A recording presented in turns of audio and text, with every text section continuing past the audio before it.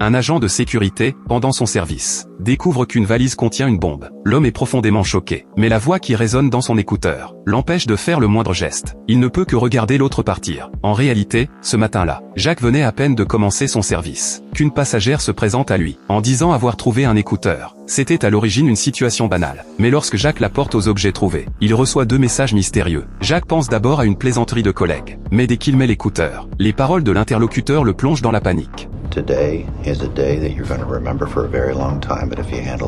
L'homme lui annonce que plus tard, quelqu'un passera le contrôle avec un bagage. Si Jacques garde le silence, sa petite amie sera épargnée.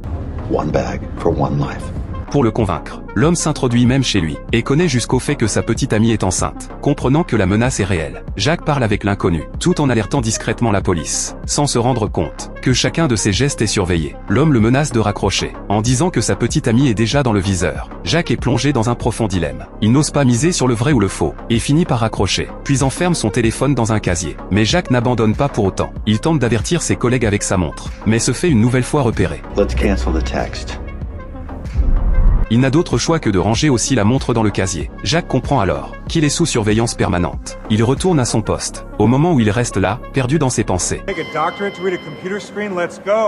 Un passager manifeste son mécontentement. Jacques a soudain une idée. Il prétend vérifier le bagage du passager, et en profite pour se cacher derrière la valise. Il écrit la situation sur le billet avec un stylo détecteur, puis demande à la sécurité de vérifier le billet. Alors que le plan est sur le point de réussir, un homme mystérieux percute soudain l'agent de sécurité. L'agent s'effondre rapidement, inconscient. L'homme mystérieux récupère le billet, et affiche un sourire lourd de sens. Il est évident qu'il s'agit d'un avertissement. Peu après, le supérieur convoque Jacques, lui annonçant qu'en raison d'un incident en service, le chef d'équipe va le remplacer. Jacques ressent une joie secrète, mais l'inconnu lui ordonne de reprendre son poste, car ses complices sont déjà en route. Il menace à nouveau Jacques avec sa petite amie. Jacques n'a aucun moyen de refuser. Mais comment récupérer son poste? À ce moment-là, il voit un collègue boire du café, en regardant vers la supérette. Une idée lui traverse l'esprit. Il se faufile discrètement dans la supérette, et prend deux petites bouteilles de whisky. Jacques se dépêche de préparer un café, et y verse tout le whisky. Puis il s'approche de son collègue, en disant avoir oublié son téléphone à côté. Pendant que le collègue se retourne pour chercher, il échange immédiatement les cafés.